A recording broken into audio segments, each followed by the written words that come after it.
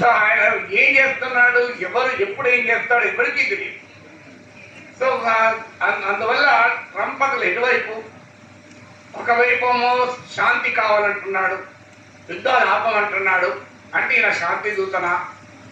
మరోవైపు అమెరికా ఆధిపత్యం ఉండదు, అమెరికా ఎక్కడా జోక్యం చేసుకోదు, ఎవరి పని వాళ్ళు చూసుకోండి అని, యూరోప్ను మీ రక్షణ మీరు చూసుకోండి, ప్రపంచమంతా అమెరికా ఎందుకు మోయాలి భారం అని ఒకవైపు అంటున్నా. అంటే అమెరికా ఆధిపత్యానికి ట్రంప్ చెక్ పెడుతున్నాడా? లేదు, నిన్నటి దాకా స్వేచ్ఛా వాణిజ్యం అని మనందరికీ చెప్పారు. వరల్డ్ ట్రేడ్ ఆర్గనైజేషన్ డంకెల్ ప్రతిపాదనలో సీనియర్లకు చాలా మందికి తెలిసి ఇక్కడికి వచ్చిన వాళ్ళకు చాలా ఉపన్యాసాలు విన్నాం మనం. స్వేచ్ఛా వాణిజ్యం పేద దేశాలకు నష్టం చేస్తుంది అని మన ఉపన్యాసాలు కూడా ఇచ్చాం. ఇవాళ ట్రంప్ రూపంలో స్వేచ్ఛా వాణిజ్యాన్నే ఖండిస్తూ నేను నా దేశం పైన వస్తువులపైన ఎలాంటి సుంకాలు వేస్తే నేను అంతే ఇస్తా అని మరి ట్రంప్ మన వాదన సమర్థిస్తున్నాడా? స్వేచ్ఛా వాణిజ్యానికి మద్దతుగా ఉన్నాడా? ఇలా ఇవన్నీ చూస్తున్న కొద్దీ అనుమానాలే తప్ప ఆన్సర్లు వెతుక్కోవాల్సిన పరిస్థితి. How to understand phenomenon called Trump. Trump అనే ఫినామినన్ ఏంటి? ఈ ప్రపంచాన్ని మరింత మెరుగైన, శాంతియుతమైన, అభివృద్ధి దోహదకరమైన, సమానత్వంతో కూడిన ప్రపంచాన్ని వైపుగా ట్రంప్ నడిపిస్తాడా? మరింత వినాశకర పరిస్థితుల వైపు తీసుకెళ్తాడా? మనకు కాదు పోలేని అమెరికాకి ఏం చేస్తాడు ట్రంప్? ప్రపంచాన్ని ఎలా షేప్ చేస్తాడు? ఇది మన ముందుండే అనేక రకాల ప్రశ్నలు. ఈ ప్రశ్నల్ని అర్థం చేసుకోవాల్సిన సమయం ఆసన్నమే. ఎందుకంటే లేకపోతే నేను ఇంతకుముందు చెప్పినట్లు యుద్ధాలు ఆపుతున్నాడు గనక శాంతి దూత, స్వేచ్ఛా వాణిజ్యాన్ని విమర్శిస్తున్నాడు గనక ఆయన స్వేచ్ఛా వాణిజ్యానికి వ్యతిరేకి. సో ప్రపంచ ఆధిపత్యానికి నుంచి అమెరికా ఐసోలేషనిజం, అమెరికా అంటే ఆధిపత్యాన్ని ప్రశ్నించే ప్రజాస్వామ్యవాది, ఇవన్నీ మనకు అనుమానం. సో ఈ ప్రశ్నకు ఆన్సర్ కావాలంటే ఒక తత్వవేత్త అంటాడు, an intellectual position should not only be right, but it should be for right reasons అంటాడు. సో ట్రంప్ అర్థం చేసుకోవడానికి ఈ తత్వవేత్త అన్న మాటలు అద్భుతంగా ఉపయోగపడతాయి. An intellectual position should not only be right, but it should be right for right reasons. అంటే మన విశ్లేషణ, మన అంచనా, మన అభిప్రాయం, మన నిర్ణయం సరైనది కావడమే కాదు, సరైన కారణాల రీత్యా సరైనది కావాలి.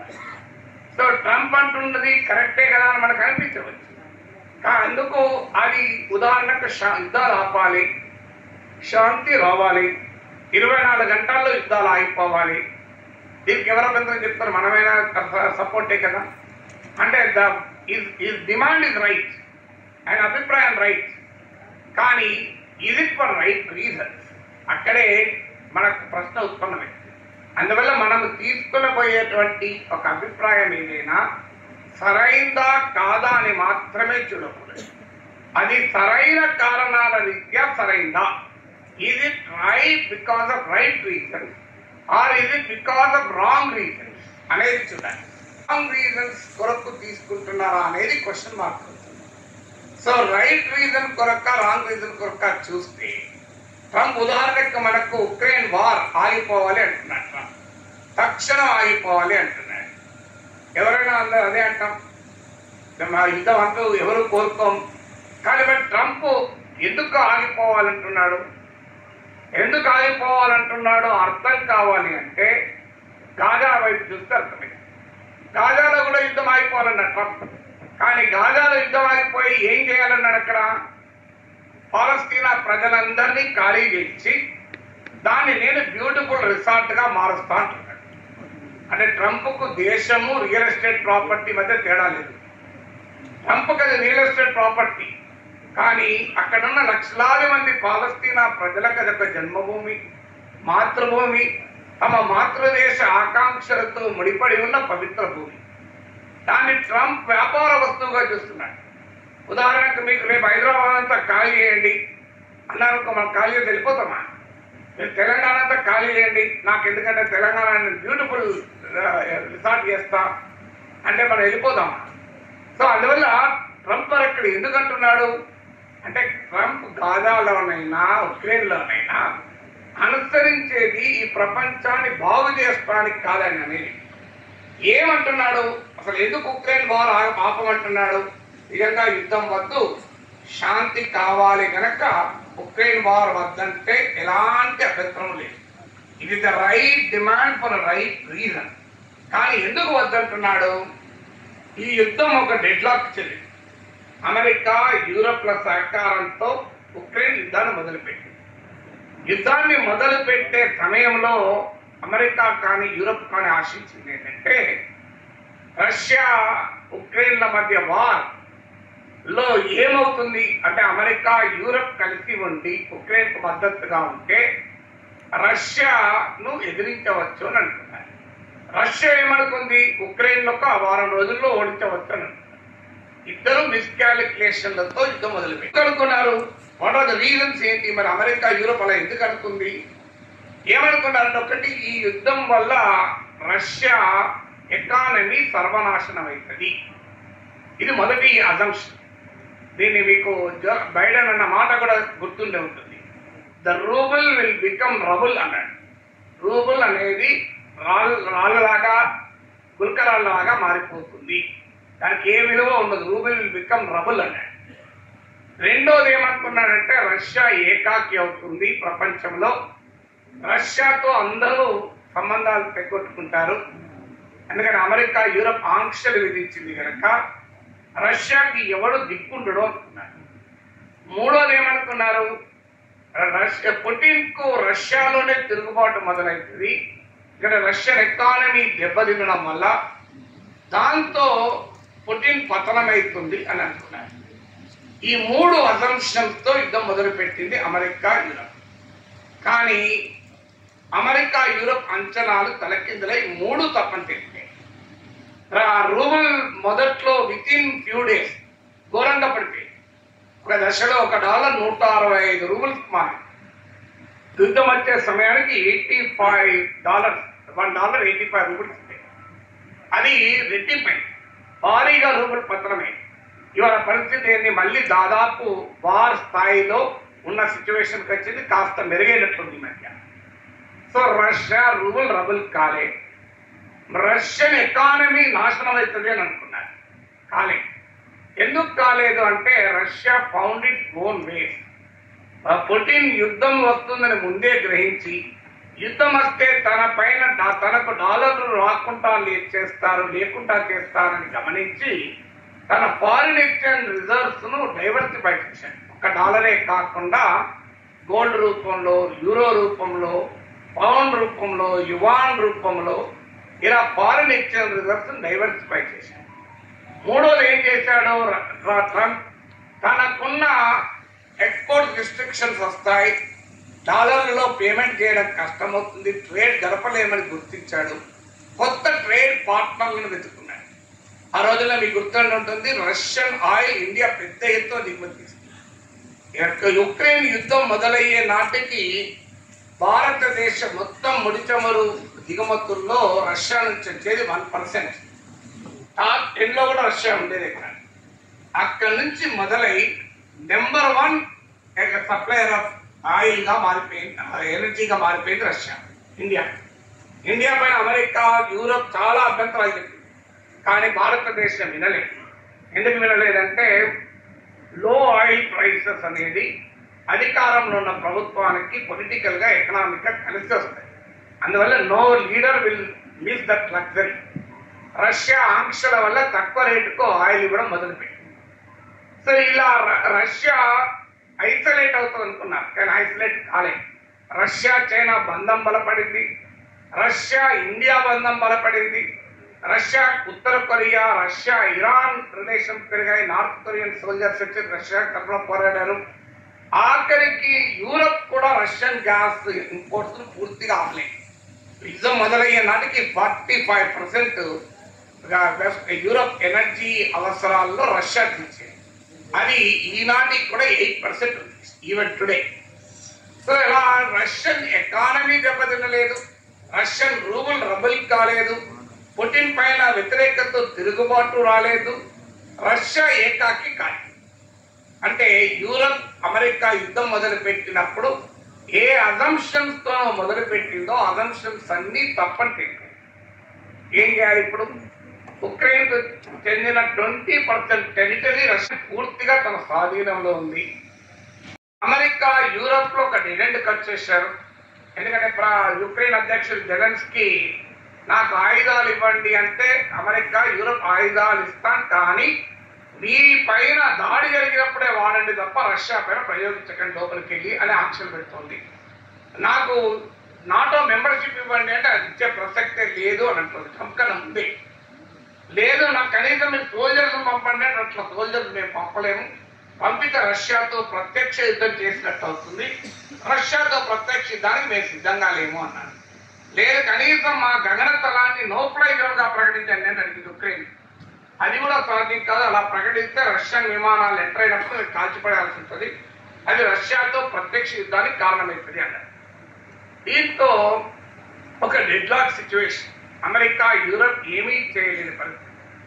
ఈ పరిస్థితుల్లో ఓడిపోతున్న సమయంలో, అంటే ద లూజింగ్ గ్రౌండ్, ఇలాంటి సమయంలో ట్రంప్ ఈ ఒప్పందం నిలబెట్టే పని చేస్తున్నారు. అంటే ఆధిపత్యాన్ని తగ్గించడం కాదు ఇది.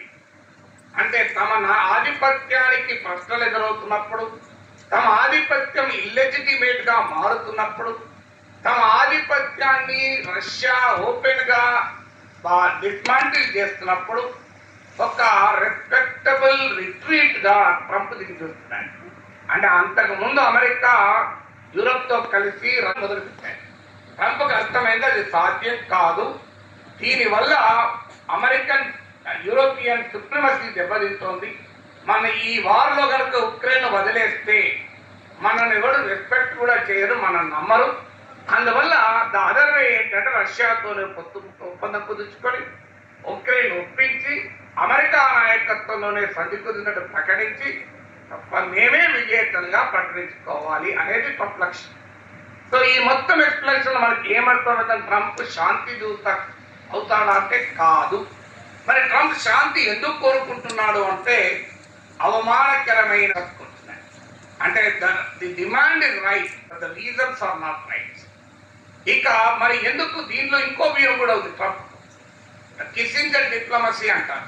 అంటే 1970s లో Russian communist party, Soviet communist పార్టీకి చైనా కమ్యూనిస్ట్ పార్టీకి మధ్య తీవ్ర విభేదాలు వచ్చాయి.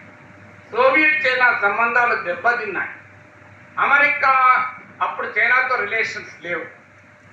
అమెరికా అధ్యక్షుడిగా నిక్సన్ ఉన్న రోజుల్లో హెన్రీ కిస్సింజర్ అనే అతను ఫారిన్ పాలసీకి ఎక్స్పర్ట్. కిస్సింజర్ ఏమన్నాడంటే డిప్లొమసీ ఏంటంటే అమెరికాకు సోవియట్ యూనియన్ కు మధ్య బలమైన పోటీ ఉంది కనుక, సోవియట్ కు చైనాకు పడడం లేదు కనుక మనము చైనాతో కలిసి సోవియట్ యూనియన్ ఐసోలేట్ చేద్దాం. ఇది అమెరికన్ ఫారిన్ పాలసీలో కిస్సింజర్ డిప్లొమసీగా పిలుస్తారు. అలా మొదలైంది. నిక్సన్ చైనా పర్యటన చేశారు. అమెరికా చైనాల మధ్య బలమైన రిలేషన్స్ ఏర్పడ్డాయి. ఎంత బలమైన రిలేషన్స్ అంటే ఇవాళ చైనా ఎక్స్పోర్ట్స్ లో 18% America cannot live without Chinese products. మీరు అమెరికాలో వాల్మార్ట్కి వెళ్ళి అమెరికా జెండా అడిగినా FWF రాష్ట్ర కౌన్సిల్ ద్వితీయ వార్షిక సమావేశం కూడా ఉంది. అది లంచ్ తర్వాత ఉంటుంది. అందుకని మార్నింగ్ సెషన్కి స్మారకోపన్యాసం, లంచ్ తర్వాత FWF సమావేశం అనుకున్నాం. అందుకని లంచ్ టైం కూడా అవుతుంది కాబట్టి ఇప్పుడు మనము అతిథులు, మన ప్రధాన వక్త మరి అతిథులకి జ్ఞాపికలు ఈ స్మారకోపన్యాసం సందర్భంగా, రామరెడ్డి గారి వర్ధన సందర్భంగా మెమెంటోస్ బహుకృష్ణారెడ్డి గారు, ప్రధాన కార్యదర్శి వెంకట్ గారు కోరుతున్నాను. జంగయ్య సెక్రటరీ వెంకట్ గారు రండి.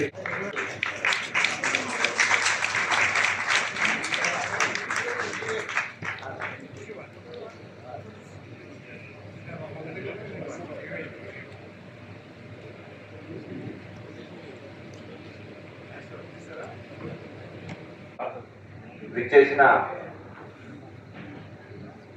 ఎమ్మెల్సీలు, పూర్వ ఎమ్మెల్సీలు ఇద్దరికి కూడా జ్ఞాపకాలు ఇచ్చే కార్యక్రమం ఉంటుంది. జ్ఞాపికల కంటే ముందు మనం ఇందాక చెప్పుకున్నాం, మనం ఈ కార్యక్రమానికి ఆహ్వానించడం కూడా జరిగింది. ఏంటంటే ఇటు ఉపాధ్యాయ ఉద్యమంలో రాజీ లేని పోరాటం చేస్తూ ఉమ్మడి రాష్ట్రంలో కానీ తెలంగాణ రాష్ట్రంలో కానీ అటు అధ్యక్షుడిగా పనిచేస్తూ అటు సంఘ నిబద్ధతతో పాటు 6 ఏళ్ల పాటు ఎమ్మెల్సీగా మరి యూటీఎఫ్ ప్రతిష్టను నిలబెట్టి శాసన మండలిలో ఎమ్మెల్సీ అంటే ఎట్లా ఉండాలో మొత్తం ఈ సమాజానికి మార్గదర్శనం చూపించడమే కాదు, అది మనం చెప్పుకోవడం కాదు. శాసన మండలి చైర్మన్ గా గుత్తా సుఖేందర్ రెడ్డి గారు 2 బహిరంగ సభలో ప్రకటించారు మన నర్సిరెడ్డి గారు. మరి ఎన్నికల్లో ఓటమి సహజం, కానీ ఎమ్మెల్సీ వృత్తికి అంటే ఎమ్మెల్సీ పదవికి ఒక ఆదర్శంగా నిలిచిన మన నర్సిరెడ్డి గారు పదవి కాలం ముగిసిన తర్వాత కూడా మరి మరుసటి విద్యారంగం ఉపాధ్యాయ ఉద్యమం నిలబడాలంటే ప్రభుత్వ పాఠశాలలు బడులు బాగుపడాలని, ఆ ప్రభుత్వ బడులు బాగుపడాలంటే నమోదు పెంచాలని చెప్పి ఒక కార్యక్రమాన్ని చేపట్టి పౌర స్పందన వేదిక ద్వారా కార్యక్రమాలు నిర్వహిస్తా ఉన్నాడు.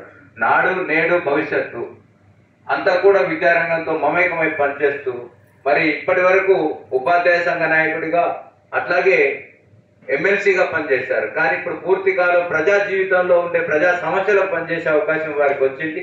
కాబట్టి మన ఐవి గారు మాట్లాడుతున్నప్పుడు చెప్పినట్టు రామిరెడ్డి గారు అంత నిబద్ధతతో పనిచేయడానికి కారణం ఏంటి అని ప్రశ్నించి మనను సమాధానం కూడా వారే చెప్పారు. వారు పనిచేసిన రంగం ఏంటి అన్నప్పుడు వారు పుట్టుక నేపథ్యం ఎర్ర జెండా నేపథ్యం కాబట్టి ఆ ఎరుపు రంగు జెండా నేపథ్యంలోనే రామిరెడ్డి గారు ఎదిగారు. మరి అప్పుడు నర్సిరెడ్డి గారు, అప్పుడు ఐవి గారు వారి వారసులుగా ఆ జెండా నాయకత్వంలో పనిచేశారు.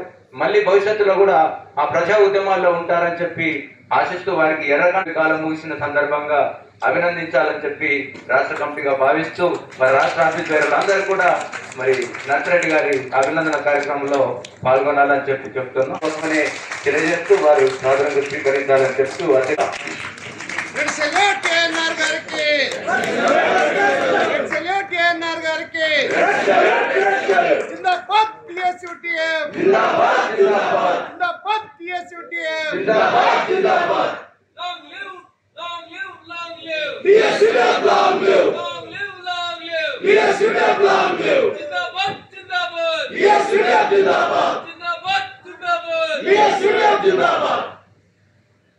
అట్లాగే మరి ఎమ్మెల్సీ పదవి ముగిసిన మరుసటి రోజే ఒక మెసేజ్ పెట్టారు ఐవి గారు.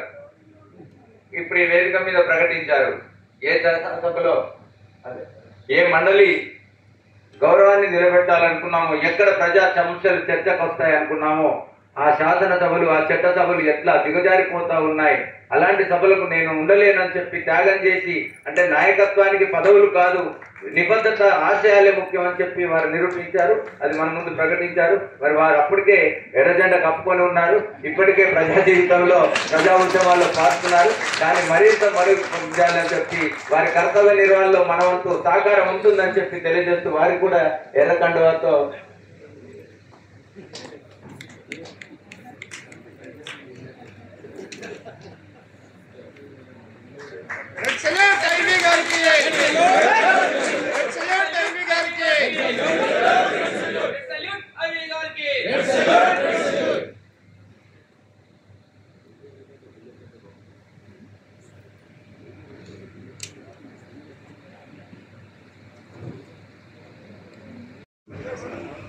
అట్లాగే జ్ఞాపకాల బహుకరంలో మన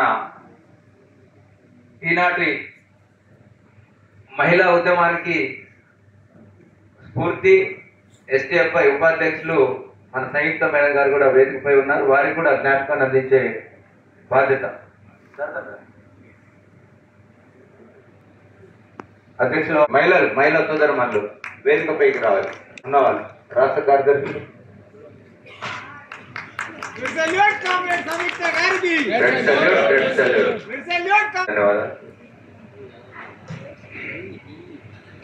అలా ఈ ప్రోగ్రామ్ పూర్తి చేసుకుని లంచ్కి వెళ్ళాలని అనుకున్నాం. యాక్చువల్ 1 గంట ఒక అర్ధగంట ఆలస్యం అవుతుంది. పైన 3rd ఫ్లోర్ లో లంచ్ ఉంది. అందరూ లంచ్ చేసి మళ్ళీ వెంటనే మనం 2:30 కల్లా మళ్ళీ FWF రాష్ట్ర కౌన్సిల్ సమావేశం స్టార్ట్ అవుతుంది కాబట్టి ఈరోజు ఈ సమావేశానికి ఓట్ ఆఫ్ థ్యాంక్స్ చెప్పాల్సిందిగా మన ఓట్ ఆఫ్ థ్యాంక్స్ లక్ష్మారెడ్డి గారు మన రాష్ట్ర కోశాధికారి చేసినటువంటి ప్రొఫెసర్ కె నాగేశ్వర్ గారు, అదేవిధంగా మాజీ ఎమ్మెల్సీ ఏ నర్సిరెడ్డి గారు, అదేవిధంగా ఐవి గారు మరియు సీనియర్ ఉద్యమ నాయకులు నరహరి గారు, రాష్ట్ర ఎమ్మెల్సీ వెంకటి గారు, అదేవిధంగా విమాన బాధ్యులందరికీ కూడా పేరు పేరు ధన్యవాదాలు తెలియజేస్తూ ఈ సమావేశాన్ని ముగిసిందని తెలియజేస్తాం.